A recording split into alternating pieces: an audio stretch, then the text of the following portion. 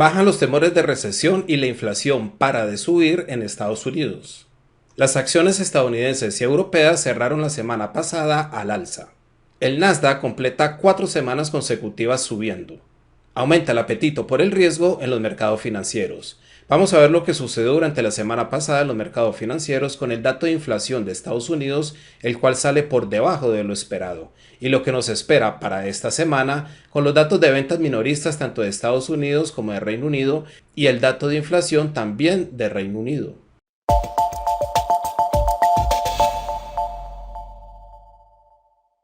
Hola, mi nombre es Alexander Londoño, analista de mercados del broker Active Trades. Aparentemente la inflación en Estados Unidos se frena y pudo haber llegado a su pico. El índice de precios al consumidor y el índice de precios al productor de Estados Unidos salieron por debajo de lo esperado.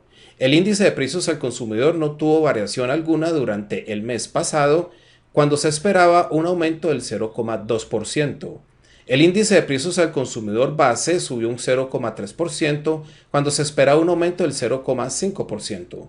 Recordemos que el índice de precios al consumidor base excluye lo que son alimentos y energía debido a que estos productos son demasiado volátiles. El índice de precios al productor bajó un 0,5% cuando se esperaba un aumento del 0,2%.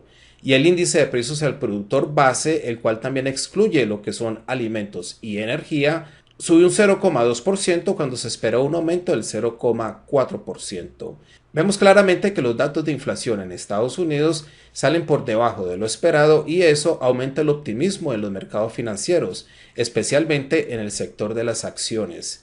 En algunos sectores los precios, sin embargo, todavía continúan subiendo, pero el retroceso bajista que ha tenido recientemente el crudo también contribuye a que baje la inflación. Eso se debe a que los precios de los combustibles han estado bajando y eso le brinda algo de respiro al consumidor. Con la inflación a la baja y el sector laboral estadounidense fuerte, se alejan los temores de una recesión en la primera economía del mundo. Y es por eso que el apetito por el riesgo aumentó en los mercados financieros durante la semana pasada. Las acciones estadounidenses cerraron la semana pasada al alza.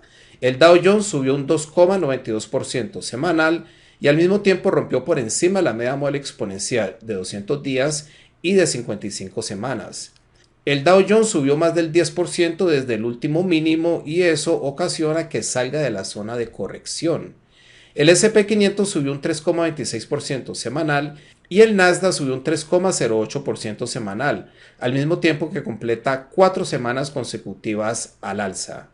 El Nasdaq sube más del 20% desde el último mínimo y eso ocasiona que salga del mercado bajista. Sin embargo, los índices estadounidenses deben romper por encima de los máximos históricos registrados hacia finales del año pasado para poder empezar con una nueva tendencia alcista. En Europa las acciones también subieron como en Estados Unidos. El que más subió en la eurozona durante la semana pasada fue el IBEX 35 de España, el cual registró una ganancia semanal del 2,85%. El IBEX 35 también subió hasta la media móvil exponencial de 200 días y de 55 semanas, donde podría encontrar una resistencia alrededor de los 8.412 puntos. Las acciones se beneficiaron al bajar las probabilidades de unos aumentos de tipos de interés más agresivos por parte de la Reserva Federal. Sin embargo, se espera que el próximo aumento de los tipos de interés también pueda ser del 0,75%, ya que la Reserva Federal está decidida a hacer bajar la inflación en Estados Unidos como sea necesario. Eso ocasiona que el dólar se debilite, pero su índice encuentra algo de soporte alrededor de la media móvil exponencial de 55 días en el 105.12. Para esta semana, los datos de ventas minoristas de Estados Unidos y de Reino Unido van a ser bastante importantes, juntos con el índice del precio al consumidor británico. Para el lunes tenemos las ventas manufactureras de Canadá, el índice manufacturero del estado de Nueva York y las actas del Banco de la Reserva de Australia. Para el martes tenemos la tasa de desempleo de Reino Unido, la balanza comercial de la eurozona, el sentimiento económico del sur de la eurozona y de Alemania, el índice de precios al consumidor de Canadá, otro dato de inflación para esta semana, así como la producción industrial de Estados Unidos y el comunicado del Banco de la Reserva de Nueva Zelanda sobre tipos de interés y política monetaria. El miércoles tenemos el índice de precios al consumidor y el índice de precios al productor de Reino Unido, un dato importante para esta semana, así como el Producto Interior Bruto Flash de la eurozona, las ventas minoristas de Estados Unidos, otro dato importante, las actas de la FED y el dato de empleo de Australia. El jueves tenemos el índice de precios al consumidor final de la eurozona, el índice manufacturero de la Reserva Federal de Filadelfia, las peticiones de subsidio por desempleo de Estados Unidos y las ventas de viviendas existentes también en Estados Unidos. Para el viernes tenemos el índice de precios al productor de Alemania, las ventas minoristas de Reino Unido para determinar si la inflación ha estado afectando el consumo en Reino Unido, la cuenta corriente de la eurozona y por último las ventas minoristas de Canadá. Vamos a ver a continuación algunos de los activos que acabamos de mencionar para ver cómo se han comportado últimamente. Tenemos el índice diario del Dow Jones y como podemos observar, el Dow Jones rompe por encima de la media móvil exponencial de 200 días y también por encima de la media móvil exponencial de 55 semanas. Sobre el gráfico diario vemos que rompe por encima de los 33.500 puntos, pero se acerca a la zona de los 34.000 puntos donde podría encontrar una resistencia. Hemos visto que los 34.000 puntos en el pasado han actuado como resistencia y es por eso que podría volver a detener al índice durante este retroceso alcista. Recordemos que esta subida que ha tenido últimamente el Dow Jones en realidad ha sido un retroceso al alza de esta tendencia bajista que empezó desde inicios de este año.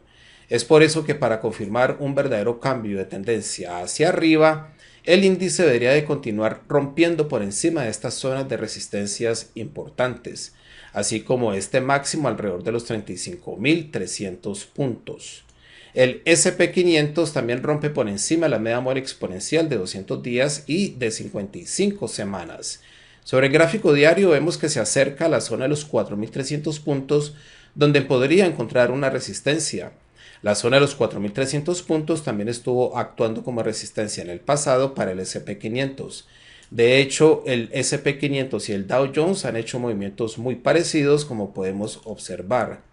El Nasdaq rompe por encima de la media móvil exponencial de 200 días en los 13.400 puntos, pero es posible que encuentre algo de resistencia alrededor de los 3.513 puntos que también actuó como resistencia en el pasado. Hacia arriba, la próxima resistencia para el Nasdaq podría estar alrededor de los 14.000 puntos. No se olviden por favor de darle like al video y suscribirse a nuestro canal de YouTube, donde podrán encontrar diferentes videos educativos e informativos que le pueden ayudar en su operativa diaria.